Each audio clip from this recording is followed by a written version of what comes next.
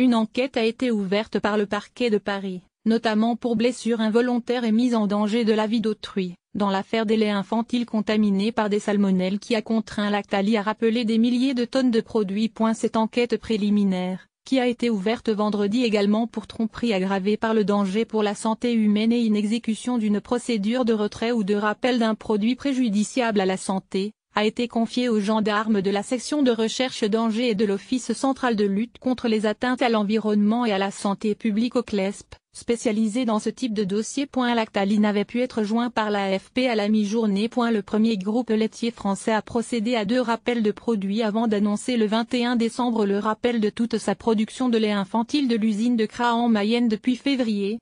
Une contamination dispersée s'est installée dans cette usine suite à des travaux réalisés courant premier semestre 2017, a-t-il expliqué. Le volume des produits concernés par ce rappel se chiffre en milliers de tonnes.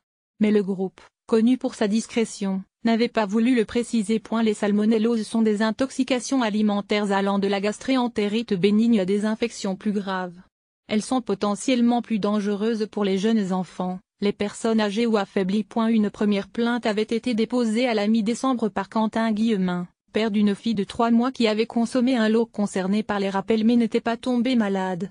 L'association de consommateurs UFC Choisir avait annoncé son intention de faire de même. L'ouverture de cette enquête est une très bonne nouvelle. Le parquet a été très réactif et cela montre que les éléments que nous avions dénoncés donnaient matière à une enquête. J'attends désormais la désignation d'un juge d'instruction et l'ouverture d'une information judiciaire, a réagi auprès de l'AFP Jade Doucelin, l'avocate de M.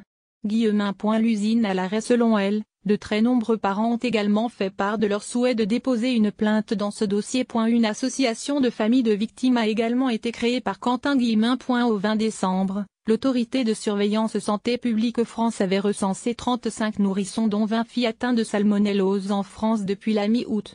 Ce nombre inhabituel l'a amené à parler d'épidémie, mais la santé de tous ces enfants est bonne, y compris pour les 16 qui ont été hospitalisés. Pour 31 enfants malades, il a été prouvé qu'ils avaient consommé un lait infantile de l'usine Lactalis de Craon. Le retrait concerne des produits de marque Pico poudre et céréales infantiles, Milumel poudre et céréales infantiles et Tarani mélange d'acides aminés en poudre destiné au traitement de pathologies. Selon Lactalis. Une partie des 350 employés de l'usine vont subir des mesures de chômage technique, qui doivent être annoncées dans les prochains jours, selon le groupe. La production de l'usine, qui appartient depuis 2006 à Lactalis, a été arrêtée le 8 décembre pour un grand nettoyage des installations. Elle avait déjà subi une contamination par des salmonelles en 2005, juste avant son rachat. À l'étranger, et notamment en Chine, cette affaire a été abondamment commentée. Et pour cause. En 2008, dans ce pays, un scandale retentissant de lait en poudre infantile contaminé à la mélanine a durablement marqué les consommateurs et discrédité la filière lait local.